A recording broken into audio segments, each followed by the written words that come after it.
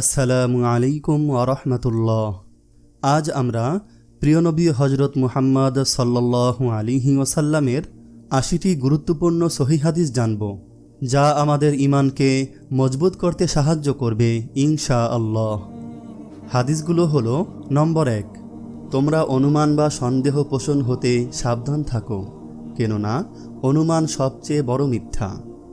নম্বর ২, যে লোক মানুষের প্রতি দয়া অনুগ্রহ করে না, তার প্রতি আল্লাহ পাকও দয়া অনুগ্রহ করেন না। নম্বর ৩, অহংকার, প্রতারণা ও ঋণমুক্ত হয়ে মৃত্যুবরণ করা বেহেশতবাসী হওয়ার একটি শর্ত। নম্বর ৪, বিশ্বস্ত সত্যবাদী মুসলমান ব্যবসায়ী কিয়ামতের দিন শহীদদের সঙ্গী হবে।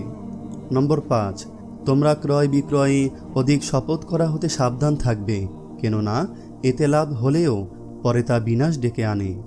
নম্বর ৬, ওই নারী ও পুরুষ অভিশপ্ত যে পুরুষ নারীর এবং যে নারী পুরুষের বেশভূষা ধারণ করে।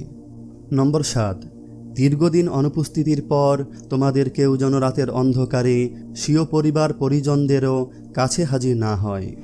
নম্বর ৮, তোমাদের কেউ যেন আল্লাহর প্রতি সুধারণা পোষণ ব্যতীত মৃত্যুবরণ না করে।